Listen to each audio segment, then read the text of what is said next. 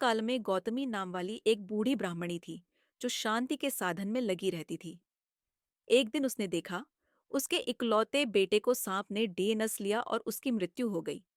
इतने ही में अर्जुनक नामक के एक बहेलिये ने उस सांप को जाल में बांध लिया और अमरशवश उसे गौतमी के पास लाकर कहा, देवी, तुम्हारे पुत्र के प्राण लेने वाला नीच सर्प यही है। जल्दी बताओ, मैं किस तरह इसका वध करूं? इसे जलती हुई आग में झोंक दूं या इसके शरीर के टुकड़े टुकड़े कर डालूं? बालक की हत्या करने वाला यह पापी सर्प अब अधिक काल तक जीवित रहने के योग्य नहीं है। गौतमी ने कहा, अर्जुन, तू अभी नादान है, इसे छोड़ दे। यह मारने के योग्य नहीं है। होनहार को कोई टाल नहीं सकता। इस बात को जानकर भी इसकी उपेक्षा करके कौन मनुष्य अपने ऊपर पाप का बोझ ला देगा? इसको मार डालने से मेरा पुत्र जीवित नहीं हो सकता और इसको जीवित छोड़ देने से भी कोई हानि नहीं होगी। फिर इस जीवित प्राणी की हत्या करके कौन अगाध नरक में पड़े? व्याध ने कहा, देवी, मैं जानता हूं बड़े बूढ़े लोग किसी भी प्राणी को कष्ट में पड़ा देख इसी तरह दुखी हो जाते हैं। ये उपदेश तो स्वस्थ पुरुष के लिए हैं। मेरा मन खिन्न हो रहा है, अतः मैं इस नीच सर्प को अवश्य मार डालूंगा। तुम भी इसके मारे जाने पर अपने पुत्र का शोक त्याग देना। गौतमी ने कहा, मुझ जैसे लोगों को पुत्र शोक की पीड़ा नहीं सताती।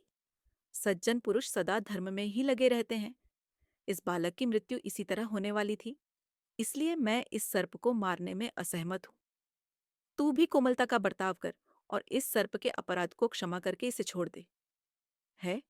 व्याध ने कहा, महाभागे, शत्रु को मारने में ही लाभ। गौतमी बोली, अर्जुनक, शत्रु को कैद करके उसे मार डालने से क्या लाभ होता है? उसको छुटकारा न देने से किस कामना की सिद्धि हो जाती है? क्या कारण वंदे बोधमयम नित्यम गुरु शंकर रूपिणम, मोक्ष प्राप्ति के प्रयत्न से वंचित रहूं?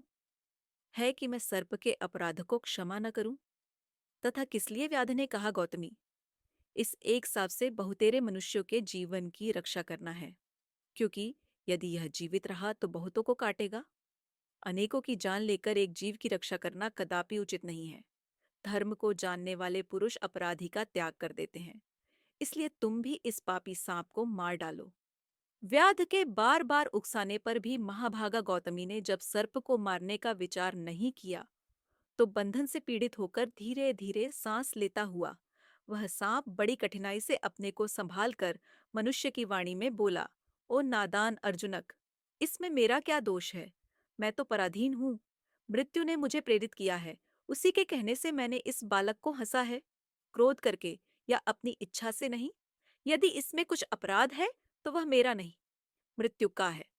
व्याध ने कहा, ओ सर्प, यद्यपि तूने दूसरे के अधीन होकर यह पाप किया है, तथापि तू भी इसमें कारण तो है ही, इसलिए तेरा भी अपराध है, अतः तुझे भी मार डालना चाहिए। सांप ने कहा, जैसे दंड और चक्र आदि मिट्टी का बर्तन बनाने में कारण होते हुए भी कुम्हार के अधीन है, इसलिए स्वतंत्र नहीं माने जाते, इसी प्रकार मैं भी मृत्यु के अधीन हूं। अतः तूने मुझ पर जो अपराध लगाया है वह ठीक नहीं है। व्याध ने कहा, तू अपराध का कारण या कर्ता न भी हो, तो भी बालक की मृत्यु तो तुम्हारे ही कारण हुई है, इसलिए मैं तुझे वध्य समझता हूँ। नीच, तू बाल हत्यारा और क्रूर है। वध के योग्य होकर भी अपने को बेकसूर साबित करने के लिए क्यों बहुत बातें बना रहा है? सांप ने कहा, व्याध, जैसे यजमान के यहाँ रथविज लोग अग्नि में आहुति डालते हैं, किंतु उसका फल उन्हें नहीं मिलता, इसी प्रकार इस अपराध का दंड मुझे नहीं मिलना चाहिए, क्योंकि वास्तव में मृत्यु ही अपराधी है। मृत्यु की प्रेरणा से बालक को डेंसने वाला सांप जब इस तरह अपनी सफाई दे रहा था, उसी समय मृत्यु ने आकर इस प्रकार कहना आरंभ किया, सर्प, काल की प्रेरणा से मैंने तुझे प्रेरित किया था, इसलिए इस बालक के विनाश में न तो मैं कारण हूं और न तू ही है। जैसे हवा बादलों को इधर उधर उड़ाकर ले जाती है, उसी प्रकार मैं भी काल के वश में हूँ। सात्विक, राजस और तामस जितने भी भाव हैं, वे सब काल की ही प्रेरणा से प्राणियों को प्राप्त होते हैं। पृथ्वी अथवा स्वर्गलोक में जितने भी स्थावर जंगम पदार्थ हैं, सभी काल के अधीन हैं। यह सारा जगत ही काल का अनुसरण करने वाला है। संसार में जितने प्रकार के प्रवृत्ति और निवृत्तिमूलक धर्म तथा उनके फल हैं, वे सब काल के ही वश में हैं। इस बात को जानकर भी तू मुझे दोष क्यों दे रहा है? यदि ऐसी स्थिति में भी मुझ पर दोषारोपण हो सकता है तो तू भी निर्दोष नहीं है। सांप ने कहा, मृत्यु, मैं तो न तुम्हें दोषी मानता हूं, न निर्दोष। मेरा कहना इतना ही है कि तूने मुझे बालक को काटने के लिए प्रेरित किया था। इस विषय में काल का भी दोष है या नहीं, इसकी जांच मुझे नहीं करनी है और जांच करने का मुझे कोई अधिकार भी नहीं है। परंतु मेरे ऊपर जो दोष लगाया गया है, उसका निवारण तो मुझे जैसे भी हो करना ही चाहिए। मेरा मतलब यह नहीं है कि मेरे बदले मृत्यु का दोष साबित हो जाए।